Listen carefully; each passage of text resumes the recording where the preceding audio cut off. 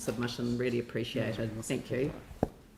The next one is Te Pātaka o Rākaihautū Banks Peninsula Community Board, Tori Peden. I think I saw Tyrone Fields in the background as well. Welcome.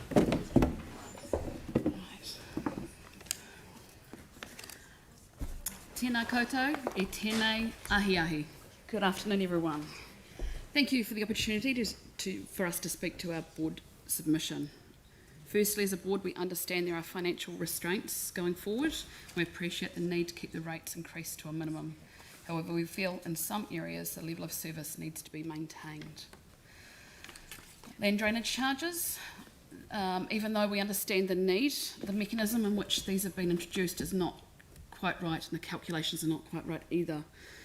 We ask for a 1-year deference to better consult and get the right balance, much like you did with the excess water targeted rate. Facilities. One of your own strategic policies is enabling active and connected communities to own their future. My point here is connected communities. Removing a service centre from the most remote community goes directly against your own strategic policy. The community of Akaroa have noticed the level of service has decreased over the years, and this last loss is not acceptable to them or us as a board. Having the service centre use measured on financial transactions alone is not all of what a service centre provides. It is a face for the council. It is somewhere residents can go and ask the tricky questions. There's a hole in the footpath. Can we get it fixed? I hear there's a consultation coming out. Can you tell me more about that? We want to put a water tank to hold rainwater. What consents do I need from the council and who do I speak to? It is often hard to navigate a website when you're not sure where to start. Management plans. We have many reserves in Banks Peninsula area, and each of those reserves needs a management plan. But what we are lacking is an area plan in which these reserve plans sit under. A Port Hills management plan and a Banks Peninsula management plan are both required. I understand work has started on these. We ask resources be given to these as a priority. While I'm on management plans, our community board has been saying for a while there's a need for a destination management plan. Yes, Banks Peninsula is a great destination, and local, national and international visitors will continue to visit. However, over the past few years, we've noticed great strain on our infrastructure and community. That is why we feel it is important to have a destination management plan. And lastly from me, before I hand over to Tyrone, community funding. Please do not decrease this, as it is a very valuable asset to our communities. Our communities make that small amount of money stretch so far, and they will miss that. Anything else from you? Kia ora, Tori. And I absolutely support everything Tori says, of course. Just a couple of quick notes. So our board absolutely does not support the Uniform Annual General Charge, and we're unanimous on that. And in terms of just the management plans for reserves out on the peninsula, we do have had a number of fires out in the Port Hills and beyond in recent times, and we're really concerned about that from an ecological perspective and for our communities as well. So we really want to see some good work done then, because we're not really asking for any additional funding, as it were, outside of the big ticket items that have been on the council's radar for some time. What we're really asking for a lot of the time is operational efficiency that enables us to deliver a better environment and offering from the peninsula, which is for economic well-being in the broader sense of the word, and and not just for our communities but for everyone in Christchurch.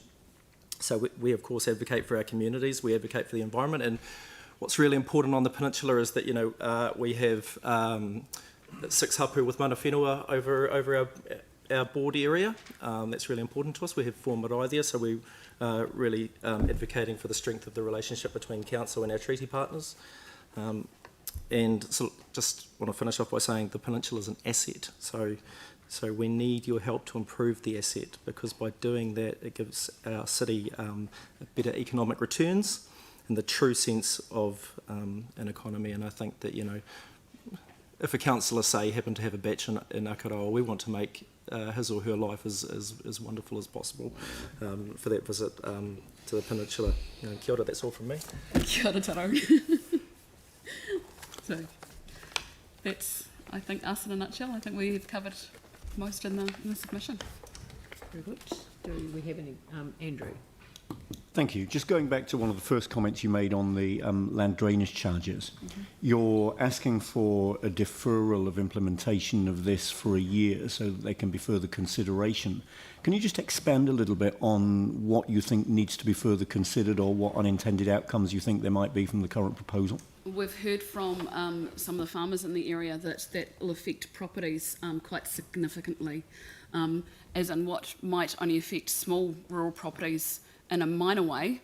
Some of these larger properties that have to provide their own drainage in whatever sense will be thousands and thousands of dollars out of pocket.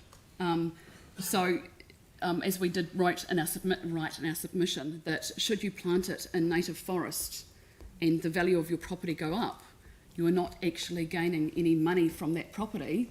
So therefore, it's almost a disincentive for landowners to plant it rather than, another means, because the costs of their rates are going to increase exponentially. I think the mathematics are a very blunt instrument. There could be a lot more nuance and sophistication in the way it's calculated to ensure a more equitable outcome for residents on the peninsula.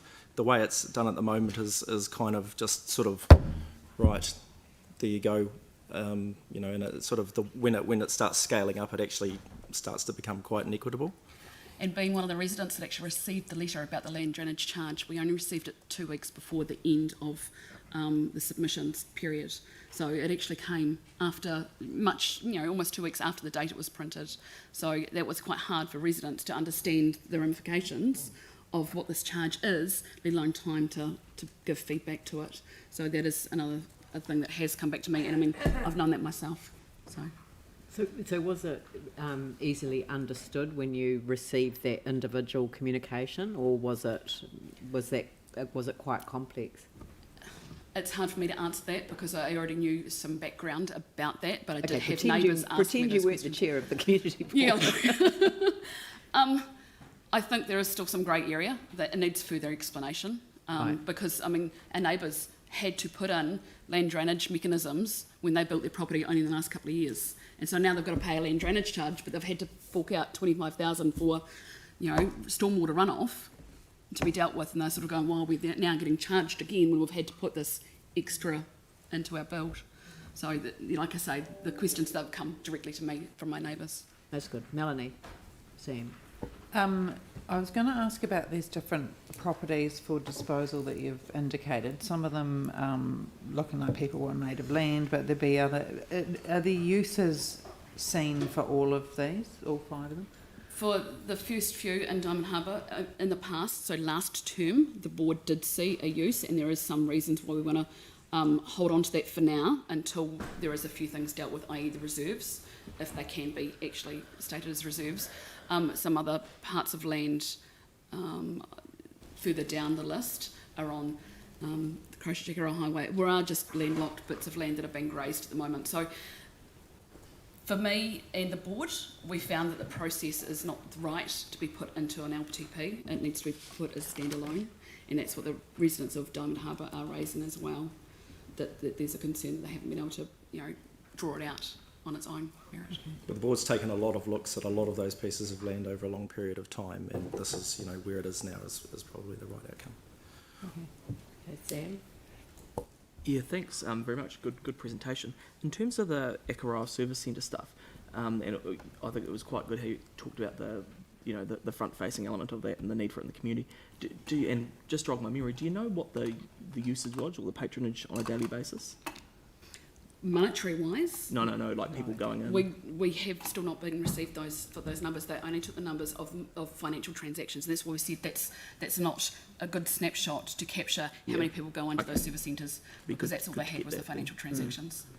But it's low, and we're always going to be on the back foot because of population. I mean, up front there. But it's really about Other a citizen of Christchurch in Akaroa being able to access the same services as a citizen of Christchurch. Yeah, in that's cool. It Peden. might be useful if someone can take that offline and get Yeah, the and we'll get that, but also the delivery through the library in the meantime. So there'll be some, because there are alternatives, aren't there, to... They are looking at numbers at the moment, and we did ask from a community board to get the other numbers that are not just financial transactions, but other transactions that perhaps go through a service desk. Right, okay. Well, that brings us to the 10 minutes. So, look, thank you very much for your submission, and thank you both for coming in. Thank you for your Appreciate it. time. Thank you. Thank you.